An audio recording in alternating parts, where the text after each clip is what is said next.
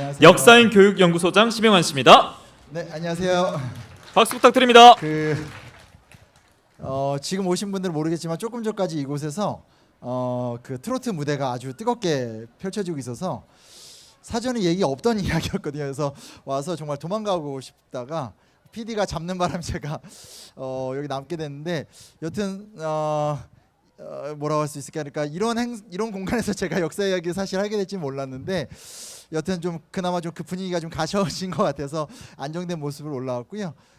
계약 과정에서 매니저한테 얘기를 들어보니까 저랑 지금 운영하시는 PD님이 저랑 대학교 동기시더라고요. 전혀 모르는 사이인데 굉장히 그걸 강조하셨다고. 그래서 매니저가 굉장히 부담스러워했다는 얘기를 하는데 왜 그런가 오늘 알았습니다. 이렇게 제가 살면서 이렇게 그 강연하기 전에 클래식 공연하는 거 봤어도 트로트 6곡을 해서 사람들이 혼을 빼놓는 거 제가 처음 봐서 이 자리를 어떻게 서야 되나 지금 거의 도망갈까 뭐 이런 생각도 했었는데 제 얘기 잘 들리시나요? 네, 이게 야외 현장이어서 뭐가 이렇게 조금 보여드리면서 하면 조금 좋은데 그러진 못해서 그냥 차분하고 천천하게 얘기할 테니까 막 재밌고 막 이런 건 아니고 사실 조금 전에 옆에서도 어떤 어르신께서 저기 그 K본부에 역사저널 나오는 그 친구 아니에요? 그러더니 저한테 노래하러 올라오셨어요? 이렇게 이러실래? 아니 저 강연하러 왔다고 이렇게 했는데 여튼 분위기가 조금 그렇긴 하지만 어찌됐건 사실 저도 오게 된 이유는 축제임에도 불구하고 이 진주성이 갖고 있는 가치, 특히 임진왜란 당시, 그러니까 어떻게 보면 조선의 최대 위기 상황이었었던 이 임진왜란 속에서 진주성이 좀 지니고 있는 가치가 너무 중요해서 그러면 한번 와서 한번 해보자라고 했는데 마음 지금 단단히 먹고 올라왔고요. 차분하게 얘기를 해보겠습니다. 이게 공연의 이게 좀 구조상 제가 하는 얘기가 잘 안 들려요. 그래서 잘 들리시는 거죠? 네네. 임진왜란 때 우리가 완전히 깨졌죠. 다 알고 있는 얘기입니다. 부산에 일본의 4만 대군이 정박을 해서 서울까지 올라오는 데까지 며칠 걸린 줄 아세요? 요럴 땐 대강 막 찍으셔도 돼요. 이렇게 답 말하라고 팔짱 끼고 계실 필요는 없는데 이게 이제 기록에 따라서 약간의 차이가 있지만 통상 15일에서 21일 정도 걸렸다고 해요. 그러니까 일본군이 부산에 상륙해서 서울을 점령할 때까지 들었던 시간이 20일 정도밖에 안 되거든요. 근데 조선시대 때 서울에서 부산까지 도보로 걸어가는데 걸리는 시간이 얼마인 줄 아세요? 한 보름이면 걸어가요. 그러니까 무슨 얘기냐면 서울에서 부산까지 아무 일 없이 걸어가는 시간과 일본군이 쳐들어와서 서울을 점령하는 기간이 거의 똑같아요. 그러니까 사실 전쟁을 해도 어떻게 이렇게 패전을 할 수 있을까 할 정도로 심각하게 패전했던 게 사실 임진왜란이고요. 그 다음에 평양을 뺏기는 데까지는 정확하게 한 달 걸렸어요. 그러니까 서울 뺏기고 10일 만에 평양을 뺏겼으니까 나라 전체의 3분의 1을 뺏기는 기간이 한 달밖에 안 걸렸고 잘 아시다시피 선조가 의주까지 도망가잖아요. 원래 계획은 뭐였냐면 의주에서 저쪽 안쪽인 심양 중국 땅으로 도망가고 싶어 했었어요. 그러니까 백성들을 지키고 싶어 했었던 마음은 없었고 광해군한테 조정을 남기고 본인은 만주로 들어가서 행복하게 살아야 되겠다 뭐 이렇게만 생각했던 건데 명나라 입장에서 보기에 진짜 한심한 군주잖아요. 그렇죠? 그래서 이제 저 조선의 못난 군주인 선조가 명나라 땅으로 들어오면 체포해서 구속해라 라고 하는 명령을 알아서 사실 어쩔 수 없이 선조가 그냥 의주 땅에 숨어 있었던 거거든요. 아마 요 스토리는 우리가 잘 알고 있는 이야기일 거고 요런 얘기하면 이제 우리가 보통 떠오르는 게 당쟁이라든지 되게 답답했던 여러 모습들이 있을 텐데 자, 제가 조금 더 원거리적인 이야기를 하나 해드릴게요. 왜 임진왜란 때 우리가 이토록 쉽게 무너질 수밖에 없었는가에 대한 첫 번째 배경은 여러분 연산군 아시죠? 네, 의외로 연산군 때부터입니다. 그러니까 무슨 얘기냐면 임진왜란에서 연산군까지가 약 100년 정도의 기간이거든요. 근데 문제 뭐냐? 연산군이 좋은 사람이에요, 나쁜 사람이에요?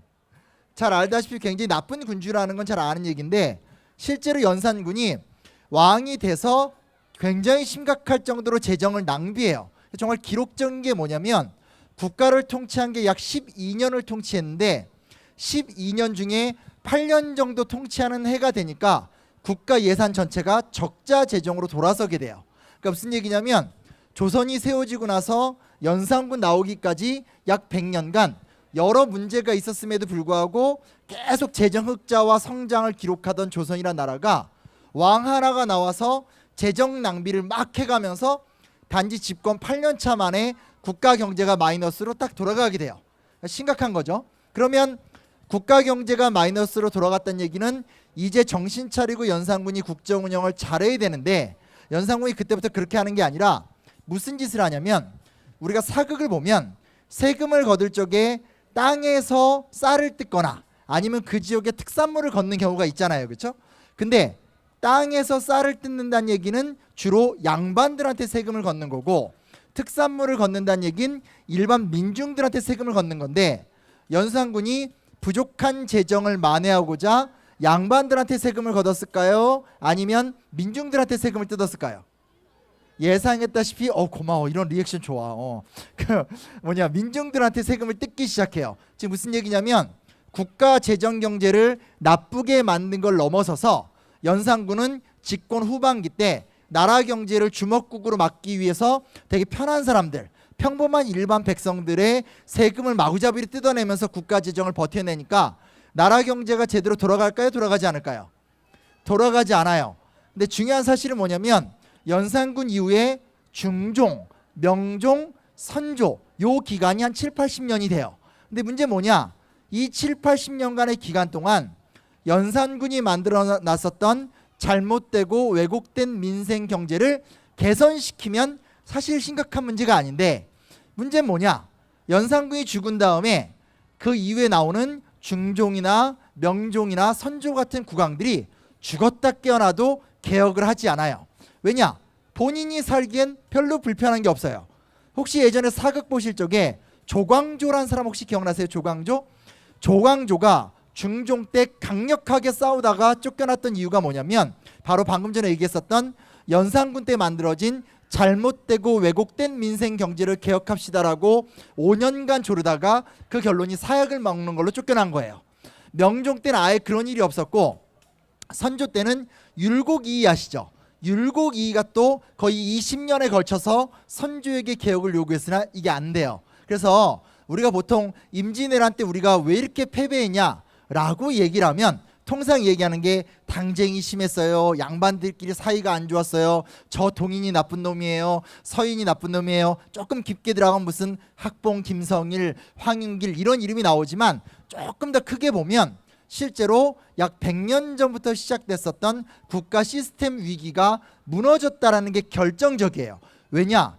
임진왜란 때 조선군이 최대로 동원할 수 있었던 관군의 숫자가 몇 명인지 아세요? 최대로. 상품은 없습니다. 대강 찍으시면 되는데, 최대로 동원할 수 있었던 조선 관군의 숫자가 5,000명을 못 채웠어요. 근데 실제로 이 경상도 쪽에서 동원했었던 의병이 2,000명이 넘었거든요. 그러니까 무슨 얘기냐? 민간에서 양반들이 자기 가산 털어서 모았던 한반도 전체 의병이 5,000이 넘었는데 국가에서 운영하던 병사가 5,000이 안 됐어요. 되게 심각했다는 거죠. 그렇죠? 근데 실제로 조선은 외적을 방비하기 위한 조선의 군사 전략서를 보면 기본 병사가 10,000명으로 시작을 해요. 그러니까 10,000명을 갖고 외적을 막는 건데, 그 10,000명을 아예 갖고 있지 못할 정도로 국가 재정화 시스템이 엉망이었어요. 그러니까 이런 것들을 우리가 조금 더 길게 봐주시면 좋을 것 같고요. 이게 첫 번째 얘기를 말씀드린 거고요. 지금 그냥 빠르지 않게 잘 이해되고 계신가요? 네, 지금 제 귀에는 뒷속에서 나오는 어떤 엿가락 소리와 수많은 아이들의 소음 말고는 아무것도 들리는 게 없는, 그러니까 제가 어쨌든 가수는 아니기 때문에 저렇게 그저 우아하게 실내 공연장에서나 강연을 하지 오늘 되게 이상해요. 여튼 점점 유등이 되게 아름다워지고 있지만 뒤에 보지 마시고 저만 보시고요. 자, 또 하나는 뭐냐면, 이건 역사의 우연인데 이게 있어요. 지금 우리는 잘 아시다시피 우리나라가 2차 세계대전 이후부터는 전 세계에 아주 중심지에 딱 껴있기 때문에 한국인으로 태어난 이상 세계사적 흐름에 예민할 수밖에 없어요.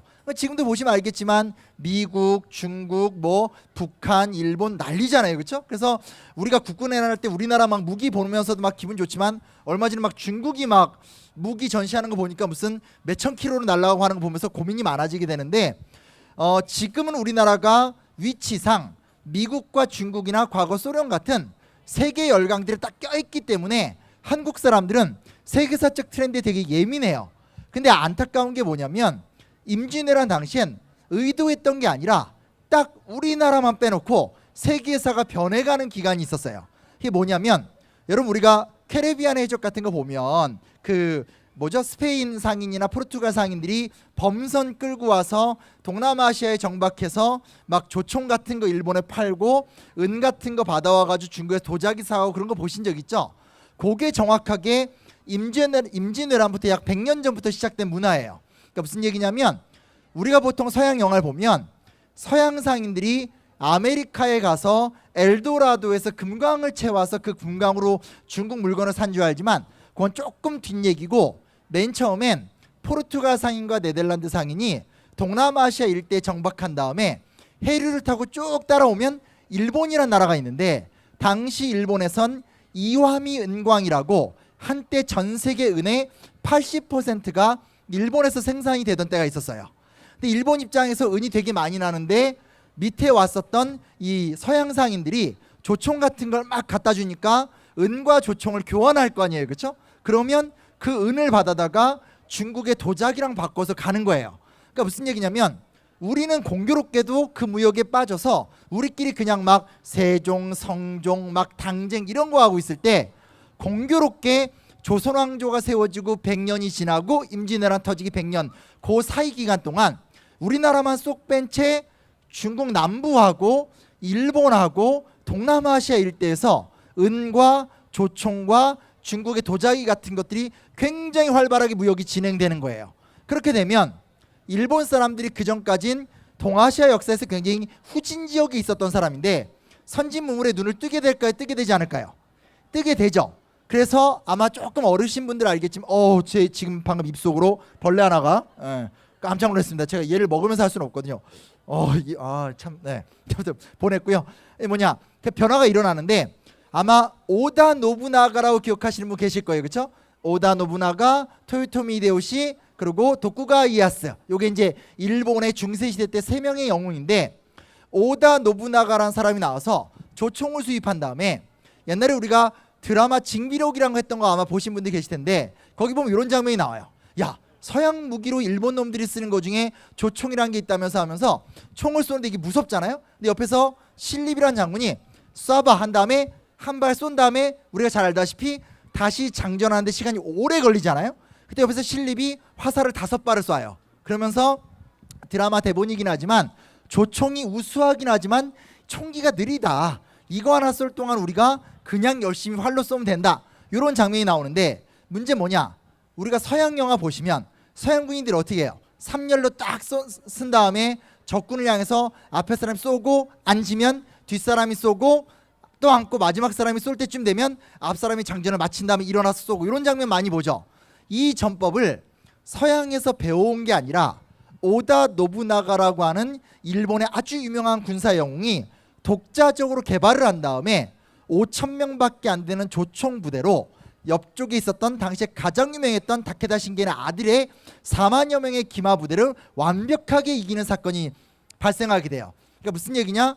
일본이란 나라가 원래는 굉장히 아주 후진 국가였었는데 공교롭게도 서양 세력들과 문화 교류를 막 하게 되면서 조총과 새로운 신기술, 새로운 전폭 같은 걸 배우면서 굉장히 빠른 속도로 업그레이드가 된 거죠. 근데 문제 뭐냐? 우리는 그러한 세계사적 조류의 흐름을 전혀 못 보고 있는 상태에서 일본을 맞이하게 되니까 이게 이제 어긋나게 되는 거죠. 그러니까 이게 두 가지 특징인 건데, 우리가 임진왜란에 대해서 작게 이야기할 땐 당쟁을 이야기를 많이 하지만 조금 크게 이야기할 땐 연산군 이후 때부터 망가진 사회 시스템 더하기 우리는 똑같이 머물러 있었고 한편에서 일본은 빠르게 성장했다라는 게 결정적 요인이 됐다라는 거고, 여기에 하나만 더 하면, 자 보세요. 우리가 사극을 볼 적에 군주가 나와서 병사들을 쫙 인솔하고 군사훈련하는 거 한 번이라도 사극에서 보신 분 계세요? 아마 없을 거예요. 그걸 갖다 뭐라고 그러냐면 강무라고 하는데, 실제로 세종대왕 때까지는 군주가 강무라고 그래서 1년에 적어도 한 번 이상은 전군을 통솔하면서 직접 군사를 지휘하는 훈련을 했었어요. 그래서 그 세종의 아들이었던 문종이 실제로 되게 이렇게 방송에 나가니까 뚱뚱하단 말은 못 쓰고 이렇게 좀 통통하시고 약간 게으른 건 아닌데 아무튼 이렇게 운동 안 좋아하시는 스타일인데, 세종이 실록을 보면 화내는 장면이 나와요. 야, 너 왜 군사훈련 안 시켜? 하면서 군주의 핵심 역할은 강무다. 그러니까 무슨 얘기냐면 우리가 알고 있는 유교 국가라는 건 조선이란 나라는 언제나 그냥 왕과 양반들이 앉아서 근정전 내에서 토론이나 하고 정쟁이나 하는 것처럼 보이지만 실제로 조선 초기까지는 군주라는 건 언제나 1년에 몇 차례씩 자기의 군대를 쫙 끌고 군사훈련을 하는 어떤 군사 지도자의 모습들. 왜냐하면 아시다시피 태조 이성계 같은 사람들이 군사 지도자였었잖아요. 그렇죠? 근데 그런 문화가 안타깝게도 실제로 세종이 죽은 다음부터 안 나타나기 시작해요. 그러니까 전반적으로 지금 시스템도 망가지죠. 일본은 치고 올라오고 있죠. 그리고 마지막으로는 이제 우리나라 내에서 지나칠 정도로의 문풍, 너무나 물을 숭상하지 못하는 문화가 있었다라는 거죠. 이제 그 상황에서 임진왜란이 터졌으니 이게 제대로 될 리가 없습니다. 그렇죠? 완전하게 패배를 하게 돼요. 자, 근데 임진왜란 얘기로 들어와서 말씀을 드리게 되면 우리가 이제 임진왜란에서 어쨌든 우리가 이기진 못했지만 어느 정도 막아냈고 몰아냈던 전투인 건 맞잖아요. 그렇죠? 근데 그 중에 이제 우리가 보통 임진왜란 이야기를 하게 되면 누가 떠오르세요? 임진왜란 하면 솔직히. 그렇죠? 제가 전국 팔도로 돌아다니면서 임진왜란 이야기를 해봤지만 대한민국 국민으로서 임진왜란 이꼬르 이순신 여기서 벗어나는 경우 제가 본 적이 단 한 번도 없을 정도로 사실 중요합니다. 근데 알다시피 임진왜란에서 이순신의 역할은 중요하죠. 왜냐하면 실제로 남해 전체를 장악했기 때문에 남해를 장악했다는 얘기는 서해로 들어올 수 없다는 거잖아요. 왜군이. 그렇죠? 그래서 이순신의 역할에 대해서는 우리가 사실은 무시할 수는 없습니다. 근데 중요한 사실은 뭐냐? 전쟁이 딱 시작하자마자 네, 강연 이제 본격적으로 시작했는데 지금 물을 주시면 제가 이걸 따서 먹을 수도 없고 안 따주셨을 것 같고요. 삐졌다고 전해주시고요. 네. 지금 이게 저기 영상으로 나가고 있던 사실 순간 까먹고 감사합니다. 네, 자 다시 하겠습니다. 네, 편집 필요할 것 같고요. 라이브인데 뭐냐면 이순신은 중요합니다. 이순신이 남의 제권을 막았는데 보세요. 실제로 토요토미 히데요시가 요 얘기를 제가 빼먹었는데 토요토미 히데요시가 우리나라를 쳐들어오게 됩니다. 근데 여기서 되게 중요한 포인트가 뭐냐면 우리 보통 토요토미 히데요시 좋아하실 리 없으시죠? 그 솔직히 생각해 보면 사극을 보시면 토요토미 히데요시가 카리스마가 있거나 되게 멋있게 나오는 걸 본 적 있으신가요? 단 한 번도 보신 게 없을 겁니다. 대부분 막 되게 막 나쁜 놈, 막 괴팍한 놈 거의 이렇게 많이 나오는데 실제로 토요토미 히데요시가 여기서 중요한 게 뭐냐면 토요토미 히데요시는 전국을 다 통일한 다음에 두 가지 플랜 중에 하나를 선택해요. 그게 뭐냐? A 플랜은 해상 제국이 되겠다. 일본 해군을 끌고 가서 동남아시아 전체를 지배하는 해상 제국이 되겠다. 이게 플랜 A고요. 플랜 B는 뭐냐? 우리가 보통 알고 있는 건 그냥 명나라를 정벌 한다는 명분으로 어디에요? 조선을 쳐들어왔다 이렇게 얘기를 하고 있지만 진짜로 토요토미 히데요시는 명을 정벌하려고 합니다. 그래서 플랜 A는 동남아시아 해상 제국을 세우는 거고 플랜 B는 중화 제국을 점령하는 게 목표죠. 사실 과대망상인데 여튼간에 둘 중에 고민을 하다가 플랜 B를 선택하고 진짜로 중국을 점령하기 위해서 우리나라한테 길을 열어달라라고 얘기를 했으니까 군대가 어마어마하게 넘어왔었겠죠. 그렇죠? 총 한 15만 명 정도가 넘어오려고 했었고 본진으로 카토 기요마사하고 이제 그 고니시 유키나가 갖고 왔었던 1군이 이제 한 4만 5천 명 정도가 딱 쳐들어오게 됩니다. 여기서 중요한 사실이 뭐냐면 이순신이 남해를 막고 있었다라는 것 자체는 의미가 있는데 문제 뭐냐? 들어온 육군 자체는 이게 이제 육군들이 막아내야 되는 상황이잖아요. 그렇죠? 근데 바로 이곳에서 오늘 얘기의 가장 좀 중요한 부분이고 제가 여기에서 이제 강연 요청이 왔었을 때 꼭 한번 가서 해보고 싶다라고 마음 먹게 된 건데 그 부분에서 사실은 진주성에서 있었던 두 차례 전투 밖에 보통 붙어있는 건 진주 대첩이라고 보통 얘기를 많이 하는데 진주 대첩은 1592년 뭐라고 하는지 사실 못 들었는데 적극적인 의사표현을 했던 것 같아요. 고맙고 그 1592년 첫 해에 있었던 1차 대승을 갖다 우리가 보통 진주 대첩이라고 얘기하는데 그 다음에 한 번 더 있죠. 그렇죠? 이 두 차례 전투가 있는데 개인적으로 저는 진주 혈전이라는 단어를 굉장히 좋아하는데 이 전투가 정말 중요한 역할을 했었다는 걸 적어도 우리 진주 시민 그리고 경상도민들은 꼭 좀 알았으면 좋겠다는 생각을 해보게 됩니다. 왜냐하면 아시다시피 일본군은 중국을 점령하고 싶었어요. 중국을 점령하고 싶었다는 얘긴 실제로 한반도를 어떻게 해야 될 것 같으세요? 그냥 막 죽이고 부시고 이렇게 되는 게 아니라 이 땅을 자기네 땅으로 만들고 싶어 했을 것이고, 이 땅에 있는 조선 민중들이 자신들의 말에 복종하길 원했겠죠. 그렇죠? 그래서 우리가 알고 있는 기본적인 통념과 다르게 일본군들이 들어오자마자 아무나 죽이고 그러진 않았어요. 그런 것들은 주로 나중에 나타났던 현상이고, 초기에 오면 꽤 이렇게 저항하는 사람들을 제외하고 일반 민중들을 좀 되게 잘해주고 했었는데, 핵심이 뭐냐? 실제로 카토기요 마사의 군대가 서울로 들어온 다음에 남대문을 통과해서 함경도까지 올라가요. 그리고 고니시 유키나가의 군대는 동대문을 통과해 가지고 실제로 평안북도까지 올라와요. 이게 무슨 얘기냐? 생각해 보세요. 일본의 본지는 저쪽 스시마 섬에 있는데 일본의 4만여 명의 군대가 한반도 최북단인 함경도하고 평안도까지 올라갔다는 얘긴 보급선이 길어도 너무 길죠. 그럼 이 문제를 해결하려면 보급선을 이 한반도 내에서 자체적으로 조달하는 거 말고는 방법이 없어요. 그럼 우리가 잘 알다시피 그 보급선을 얻어내려면 어디를 장악하는 게 좋을까요?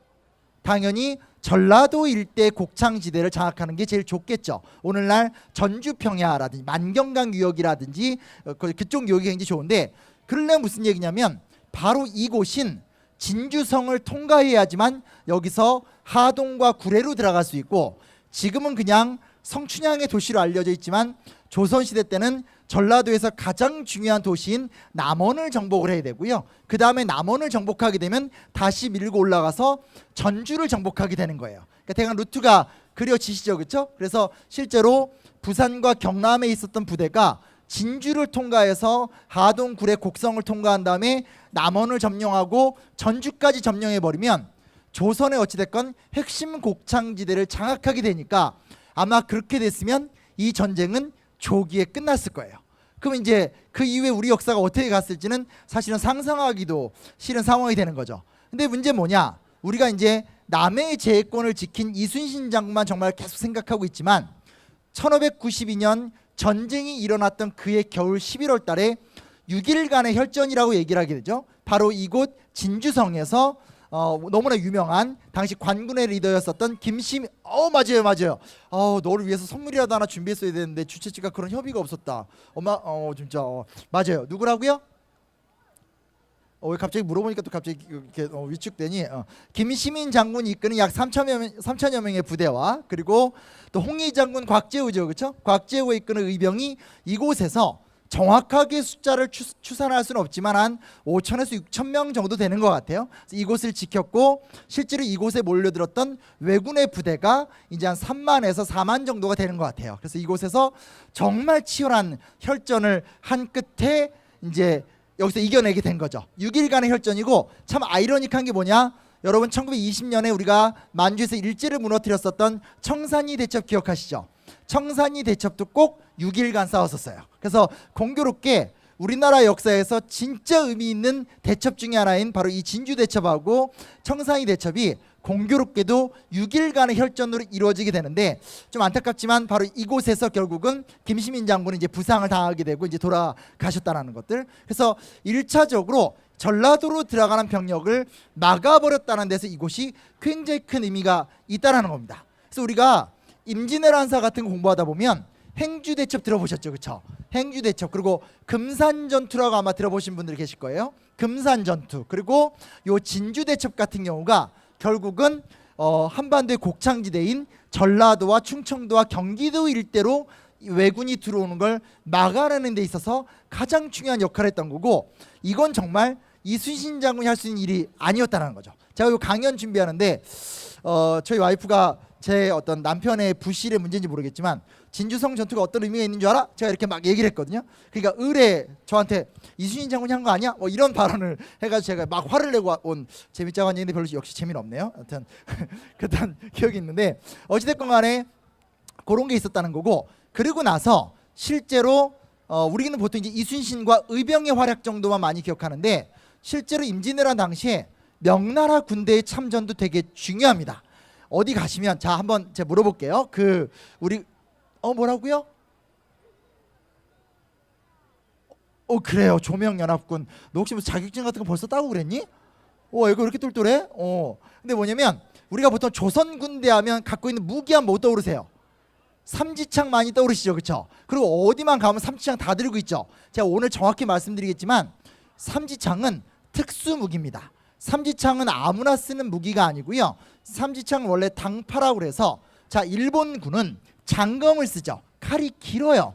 중국 칼이나 일본 칼이 우리나라 칼에 비해서 요 정도가 좀 더 깁니다. 근데 이게 생각보다 실전에서 큰 효과를 발휘하는 게 같은 칼끼리 부딪히면 중국 칼이나 일본 칼에 비해서 일본 장도가 굉장히 위협적이었어요. 그래서 나중에도 보면 광해군 같은 경우가 일본 장도를 밀수로 해와요. 왜냐하면 우리도 한번 좀 배워보려고. 그럴 정도로 장도가 문제였는데 일본 왜구들이 중국 남부로 쳐들어가서 노략질을 할 적에 장도로 배 위에서 그렇게 중국 농민들을 죽였거든요. 근데 그때 중국에서 척궤강이라고 하는 유명한 장군이 당파라고 해서 삼지창을 개발해내요. 삼지창이 뭐냐면 위에서 왜군들이 큰 장검으로 찍어내릴 적에 삼지창으로 막는 거예요.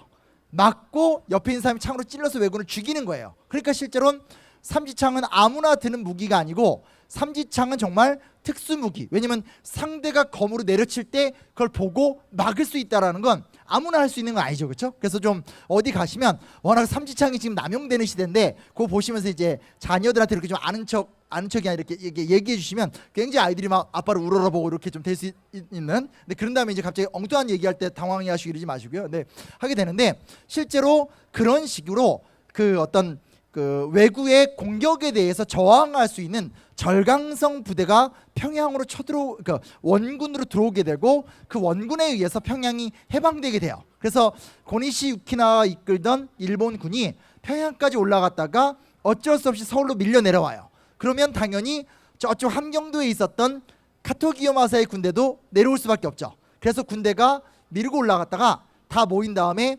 이렇게 되면 안 되겠다라고 생각이 들어서 다시 경상도 쪽으로 쭉 내려와요. 내려왔는데 원래 생각은 뭐냐? 그냥 경상도 전체를 지배권으로 두려고 했어요. 근데 지금도 여기가 진주잖아요. 옛날에 우리가 사극 같은 거 보더라도 진주 목사 아무나 하는 거 아니거든요. 정말 출세된 사람들인데 그러려면 경상도를 점유하려면 진주성을 점유하는 게 굉장히 중요한 문제였어요. 그러니까 당연히 이곳으로 쳐들어올 수밖에 없었는데 이게 바로 1593년 바로 다음 해에 있었던 2차 진주성 전투의 배경이 됩니다.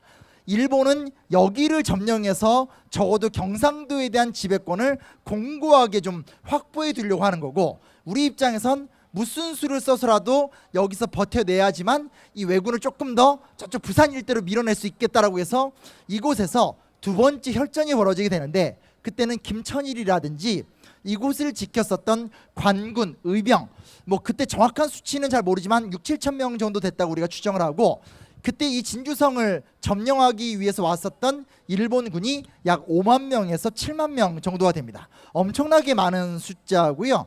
5만 명에서 7만 명이라는 숫자 자체도 대단하지만 거기에 추가해서 아까 얘기했듯이 일본군의 선봉장이었었던 카토기요마사, 고니시 유키나가 같은 일본의 최정예 장군들이 다 이 진주성을 점령하기 위해서 엄청나게 공략을 해오게 됩니다. 자, 결과는 어떻게 됐을까요? 잘 알다시피 패배했습니다. 여기서 2차전, 1차전에서는 우리가 승리를 거뒀지만 2차전에서는 패배했었고 사실은 패배한 상태에서 의병장, 관군 지도자 다 죽고 끝까지 이곳에서 항쟁하던 약 6만여 명의 군민들도 다 학살을 당합니다. 다 학살을 당합니다. 그리고 나서 우리가 이제 잘 아는 일화지만 그것을 승전하기 위해서 일본이 여기서 주연을 벌이던 가운데서 논개의 유명한 일화가 만들어지게 되게 되는 건데 다만 중요한 건 이거죠. 지더라도 제대로 졌던 전투, 그러니까 지긴 졌지만 정말 독하게 싸우면서 졌기 때문에 일본군 입장에서 심각한 내상을 입을 수밖에 없기 때문에 이 두 번째 전투에서 승리를 일본군이 거두긴 했지만 결국 전쟁이 끝나고 나서 일본군은 아예 저쪽 경상남도 부산 쪽으로 군대를 다 끌고 내려갑니다. 그러니까 무슨 얘기냐? 첫 번째 전투에선 전라도를 지켰고 두 번째 전투에선 비록 패배했지만 경상도 일대를 수호하면서 일본군을 더 남하시키는 의미 있는 전투를 했다는 곳에서 1차 진주성 전투, 2차 진주성 전투는 정말 중요한 사건이었다고 볼 수밖에 없겠죠. 그렇죠? 그렇죠? 안 끝났으니까 지금 박수 치시면 안 되고요. 저 대강 시간이 어떻게 됐나요? 저쪽에서 저에게 정신줄을 다 놓은 것 같고요. 네. 자, 잠깐 시간만 확인할게요. 왜냐면요, 제가 제일 처음에 이렇게 시작을 하다 보면 아직은 시간이 한 15분 정도 있습니다. 아까는 아시다시피 여기 트로트 무대가 있었기 때문에 완전히 위축되어 있었던 상태였고요. 어디 무대를 가든지 제가 10분 정도 굉장히 쭈뼛쭈뼛거리면서 시작을 하다가 30분 정도 지나면 듣든 말든 한 3시간 4시간 이런 모드로 가는 이상한 성격이어서 이제부터 좀 안정기로 들어가야 되는데, 여튼 그런 의미에서는 우리가 이순신 장군 정말 대단해요. 뭐 너무나 훌륭한 분이니까 자랑스러울 필요 있고, 특별히 또 경상도 쪽은 정말 의병의 정말 뭐 의병의 왕국이라고 해야 될까요? 나중에 보면 병자호란 당시에는 생각보다 의병이 거의 안 나와요. 왜 안 나오냐? 병자호란 땐 이 경상도 일대에서 의병이 거의 안 나왔어요. 왜 안 나왔냐?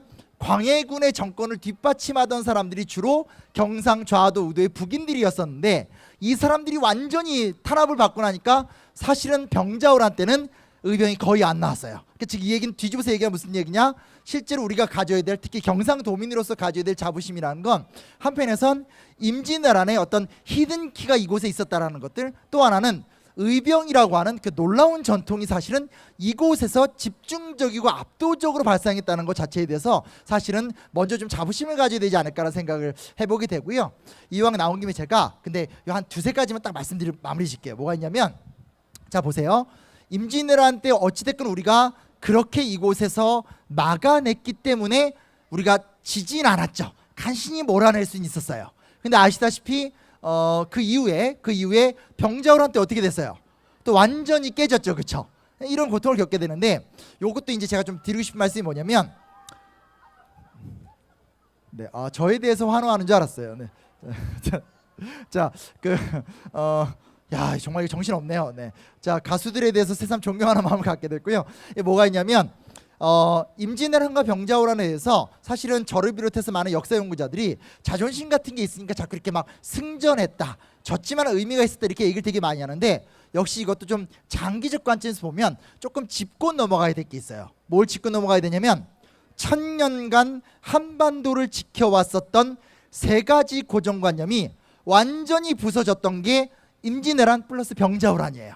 자, 첫째는 뭘 말씀드리냐면, 자, 일본하면 우리가 보통 왜구 이런 말 쓰죠, 그렇죠? 왜구란 말을 써요. 원래 왜구는 어떻게 공격을 해요? 왜구가 정규군이에요? 그렇지 않죠? 보통 왜구라는 건 배를 적게는 2척, 많게는 20척, 이렇게 해서 갑자기 어느 날 막 부산포 앞바다에 나타나서 일대 사람들을 쓸어버리고 물건 약탈하고 도망가고, 거의 그런 식의 게릴라전을 펼치는 게 왜구예요. 왜구가 고려 말에 공민왕, 우왕 때 상상을 초월할 정도로 우리나라를 막 공격해 왔었어요. 그러니까 사람들의 머릿속에는 일본 군대는 언제나 배를 몇 대씩 마련해서 갑자기 기습적으로 해안가를 약탈하고 튄다, 이 고정관념이 박혀 있었어요. 그리고 우리나라를 쳐들어오진 않았지만 조선이 건국된 다음에 그 이후에 약 100년간 명나라를 똑같은 방식으로 공격했어요. 그래서 우리나라가 학교에서는 배우셨겠지만 아마 누구도 기억을 못하겠지만, 학교에서 뭐라고 배웠냐? 진관체제라고 해서 지역 단위 방어 체제를 다 만들어 놨었어요. 그러니까 무슨 얘기냐면, 지방군을 잘게 쪼갠 다음에, 예를 들어서 왜구가 부산으로 쳐들어오면 경상도 일대의 지방군이 확 달려들어서 막아서 밀어내고, 전라도 일대로 쳐들어오면 전라도 지방군이 모여서 밀어내는 식으로 우리나라 지방군을 다 얇게 쪼개놨었어요. 근데 제가 아까 말씀드렸듯이 일본군이 정규군 체제로 전환을 해서 약 500척의 배를 끌고 한 번에 부산으로 넘어오니까 우리나라의 진관 체제가 그걸 감당할 수 있어요, 없어요? 감당할 수가 없어요. 그래서 사실은 왜 임진왜란이 일어난 다음에 전쟁 시작하고 보름도 안 되는 기간 동안 서울까지 뺏겼느냐라고 얘기한다면, 우리는 100년 전에 왜구가 쳐들어오는 방식으로 대비를 하고 있었고, 일본군은 전혀 새로운 형태로 전법을 준비하고 있었기 때문에 사실 상대가 안 됐던 거예요. 그래서 우리가 예전에 1차 세계대전사, 2차 세계대전사 공부해 보면 1차 세계대전 때 그 독일군과 맞서 싸웠던 프랑스 군대가 2차 세계대전 때 보면 그냥 지잖아요. 그것도 보면 실제로 독일이 이 전격전이라고 해서 탱크를 중심으로 한 기갑사단으로 쳐들어오니까 프랑스가 그걸 막아내지 못한 거거든요. 똑같은 현상이 있어요. 그래서 첫 번째, 약 몇백 년간의 노하우인 거죠. 왜구는 이렇게 상대해야 돼 라고 하는 고정관념이 깨졌던 사건이 임진왜란이에요. 두 번째 뭐가 있냐? 자, 여기 진주성은 약간 애매한 형태긴 한데, 우리가 전국을 이렇게 여행을 다니다 보면 읍성이 있고 산성이 있죠. 대부분 그렇게 나눠져 있어요. 그렇죠? 그래서 나간읍성, 해미읍성 같이 평지에 성이 있는 경우가 있고 공산산성, 남한산성처럼 산 위에 있는 산성들이 있는데 사실 이게 있습니다. 한반도에 존재하는 모든 사람들은 고구려 백제 신라 때부터 전쟁 시작하면 평소엔 읍성, 평지성에 살다가 전쟁이 나면 싹 다 산성으로 들어가서 항쟁하는 방식으로 버티는 방식이에요. 이걸 갖다가 좀 세련된 말로 청야전술이라고 그래요. 실제로 가장 대표적인 건 6, 7세기 때 수나라 당나라 쳐들어온 거 아시죠? 이게 장난이 아닙니다. 수나라 얼마 쳐들어왔죠? 100만 대군 이런 말 쓰잖아요. 그러면 이제 우리나라 사람들이 에이 무슨 100만이야. 워낙 삼국지 보면 뻑하면 나오는 게 100만이니까. 근데 실제로 수 문제가 이끌고 왔었던 고구려를 쳐들어왔던 군대를 보면 보병만, 전투병만 30만, 전투병을 먹여 살리는 보급 부대가 언제나 2배가 있어야 되거든요. 그래서 총 110만 명의 부대가 쳐들어와요. 근데 막아내죠. 어떻게 막아내냐? 100만이 쳐들어왔는데 고려인들이 평소에 살던 곳을 다 버리고 다 산에 올라가서 모든 물자로 산속으로 그 산성 안으로 들어가서 버티니까 이게 무력한 거예요. 지형이 굉장히 안 좋고 막아내요.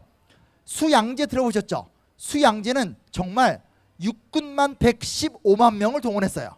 그러면 115만 명을 먹여 살리려면 보급부대는 2배가 필요해요. 그러니까 총 420만 부대가 고구려를 침략했던 거예요. 이게 좀 충격적인 거죠. 하루에 10만 명씩 부대를 보냈는데 전체 부대가 다 출발하는 데까지 3개월 걸렸대요.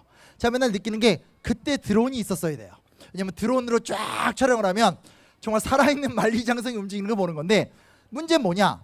100만이 쳐들어오든 400만이 쳐들어오든 고구려의 유민들은 다 조그만 성에 들어가서 그 험준한 산성에서 버티는 거예요.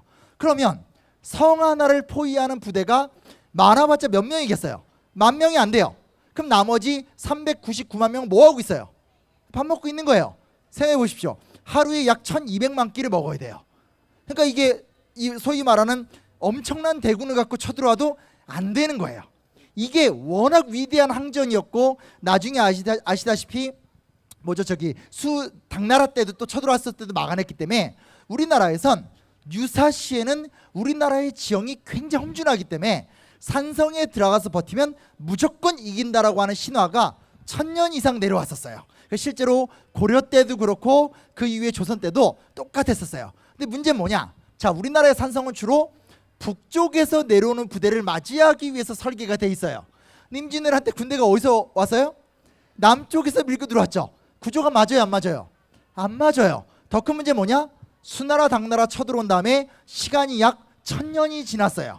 그러면 전술 방법, 음식 먹는 방법 다 바뀌었을 거 아니에요. 즉 옛날처럼 산에 들어가서 버틴다고 해서 일본 군대가 그렇게 쉽게 물러가질 않아요. 심지어 무슨 수까지 쓰냐?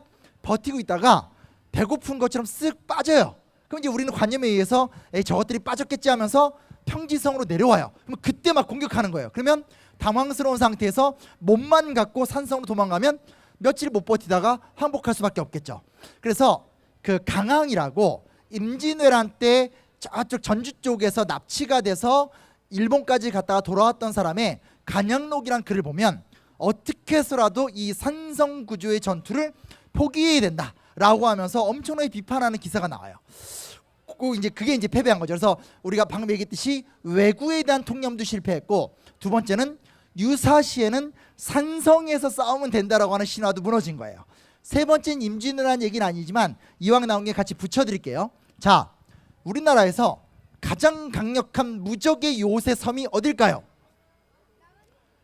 아니, 섬. 여기서 제주도 나오시면 안 됩니다. 제주도 너무 멀어서요. 제주도 말고. 자, 어디일 것 같으세요? 그쵸. 울릉도 너무 멀어. 강화도. 어디? 강화도. 네. 아이가 저기 되게 순수해서요. 이렇게 하니까 안 되네요. 강화도죠. 왜 우리가 강화도를 무적의 섬이라고 알고 있는 이유는 몽골이 침략했었을 때 거기서 30년을 버텨냈잖아요. 그렇죠? 저도 강화도는 정말 무적의 섬인 줄 알았어요. 수많은 역사 강사나 이런 사람들이 막 뭐 이렇게 물결이 험하고 어쩌고 막 얘기해서, 근데 어느 날 제가 여차여차해서 강화도 답사를 가게 됐다가 그날 날씨가 오늘처럼 너무 좋아요.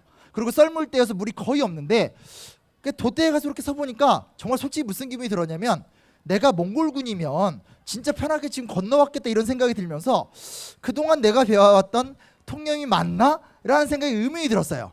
그 집에 가서 그때부터 제가 몇 날 며칠간 몽골과 우리나라 고려군과의 전투를 쫙 조사했다가 무릎을 탁 쳤어요. 왜 쳤냐? 자, 고려의 삼별초라고 들어보셨죠? 삼별초가 고려의 정예군인데 약 6만 명 정도 되는 정예군이에요. 고려 최씨 무신 정권은 몽골이 쳐들어오자마자 나라 전체와 백성을 지킨 게 아니고 전쟁이 시작하자마자 최씨 무신 정권이 강화도로 도망가면서 삼별초 6만 부대원 전체를 강화도로 데리고 들어가요. 이제 무슨 얘기냐? 백성들을 지키는 게 아니라 오직 자기 왕조만 지키기 위해서 전체 정예 부대를 갖고 강화도로 들어가요. 물론 그 중에 백성들을 지키고 싶어 했던 장군들이 있었겠죠. 최후한테 막 따져요. 아, 지금 이렇게 가면 백성들 누가 지킵니까? 최후가 눈앞에 보는 앞에서 다 처형을 시켜버려요. 다 죽여버리고 전체 군을 끌고 들어가요. 아마 지금 뭐 이렇게 지도 같은 거 검색해 보시면 강화도라는 섬은 김포하고 그대로 붙어서 해안선이 굉장히 길어요. 무슨 얘기냐면 실제로 방어하기 쉬운 섬이 아니죠. 근데 문제 뭐냐? 들어와서 6만여 명, 그것도 고려의 최정예 부대가 강화도 전체를 촘촘하게 막아두니까 여기를 쉽게 몽골군이 쳐들어올 수 있어요, 없어요? 뭐 쳐들어온 거예요. 사실은 그래서 강화도에서 30년 항쟁이 가능했던 거지, 강화도라는 섬이 진짜 특별해서 전혀 아니에요. 근데 이걸 언제 믿고 있었냐? 임진왜란 병자호란 때도 다 믿고 있었어요. 그래서 임진왜란 때는 아니지만 병자호란 때 원래는 인조가 강화도로 도망가려고 하다가 시간이 안 돼서 남한산성으로 들어갔고 복림대군을 비롯한 나머지 일파가 강화도로 들어갔거든요. 그때 군대를 몇 명 가지고 갔냐? 600명 데리고 들어갔어요. 그러면 강화도라는 섬을 지킬 수 있을까요, 없을까요? 전혀 지킬 수 없죠. 단숨에 무너지면서 남한산성보다 먼저 무너졌어요. 제가 이 말씀을 왜 드리냐면 참 역사라는 게 반복되는 것 같아요. 어느 시점에는 어떤 위대한 승전을 하면서 하나의 거대한 어떤 사건이 있는데 이게 시간이 지나가면 앞뒤를 따지지 않고 그냥 신화가 돼버리는 거예요. 이런 거죠. 이렇게 해서 싸워서 이긴 게 아니라 야, 강화도만 가서 살면 이겨. 아니면 뭐 이렇게 싸워서 이기는 게 아니라 산성으로 들어가면 돼. 뭐 이런 식으로 앞뒤 따지지 않고 신화들만 남게 되는 건데 참 아프고 냉정한 이야기지만 임진왜란과 병자호란이란 두 사건을 쭉 보고 있으면 적어도 약 1000년 이상, 냉정히 말하면 2000년간 이 한반도를 그 수많은 북방민족이나 중국 세력으로부터 지켜오던 3대 방약이 완벽하게 무너졌던 시간이에요. 사실 그렇다면 임진왜란과 병자호란이 끝난 다음에 우리가 어떻게 했어야 됐을까요? 좀 고민이 되는 거죠, 그렇죠? 조금 더 많은 노력을 해서 새롭게 국가를 혁신하고 업그레이드를 했어야 되는데 너무나 아이러니한 게 뭐냐면 중국은 임진왜란 이후에 명에서 청으로 바뀌어요. 그리고 일본도 토요토미 히데요시가 이끌던 시대에서 에도막부로 들어가면서 공교롭게 우리나라를 쳐들어왔던 나라들은 또 한 번 업그레이드가 되면서 굉장히 강한 나라가 되고 우리나라는 사실 그냥 과거에 얽매이면서 차분하게 하강이 되죠. 이게 언제 드러나게 되냐? 잘 아시다시피 1876년 강화도 조약. 이게 무슨 얘기냐? 한 200년 정도 지나서 서양 세력이 들어왔었을 때 일본은 빠르게 근대화에 성공하고 중국 같은 경우는 굉장히 힘든 과정을 겪었지만 끝내 국권을 지켜냈고 우리는 되게 속상하게도 근데 식민화가 되는 과정들을 겪게 되는 거죠. 여기서 이제 오해하시면 안 되는 게 뭐 그래서 우리 자신에 대해서 낮춰보자라든지 이런 얘기를 하는 건 전혀 아닙니다. 그런 얘기를 하고 싶은 건 아니고 다만 우리가 진짜로 이 진주 유등축제가 소중하고 우리의 지역 문화유산 같은 것들이 가치가 있다라고 느낀다라면 이것이 갖고 있는 진짜 의미 또 진짜 가치 있는 의미들에 대해서도 함께 좀 생각하고 바라보는 것이 어떨까라는 생각을 좀 해보게 되고요. 어찌됐건 임진왜란이나 병자호란 아까도 말씀드렸지만 생각해 보십시오. 제가 말하면서도 조금 반성이 되는 게 뭐냐면 제가 지금 계속 얘기할 적에 이 진주성이 갖고 있는 의미를 막 설명했잖아요, 그렇죠? 근데 보세요. 2차 전투를 통해서 이곳에서 패배하고 나니까 이곳에 살려고 숨어들었던 바로 이곳에 있었던 6만 군민들이 다 학살을 당했어요. 우리 보통 임진왜란 기억할 때 어떤 방식으로 기억해요? 이순신 장군, 권율 장군, 김시민, 곽재우 이렇게 영웅 위주로 기억하지만 그때 살았던 평범했던 사람들은 시대를 잘못 만나고 지도자를 잘못 만난 대가로 정말 자신들이 갖고 있었던 이 소중한 가치와 가족과 공간을 다 잃었다라는 거거든요. 그래서 그런 면에서 우리가 이 축제가 갖고 있는 가치와 의미 너무 좋은 거고 또 역사도 너무 좋은 의미지만 조금 더 깊이 있게 생각해보는 시간도 가지면 어쩔까라는 생각을 해보게 되면서 어떻게 좀 들을만 하셨나요? 네, 트로트 공연보다 못하지만 지옥 끄기 들어가 주시길 바라는 마음으로 제 얘기 마치도록 하겠습니다. 감사합니다. 감사합니다. 네.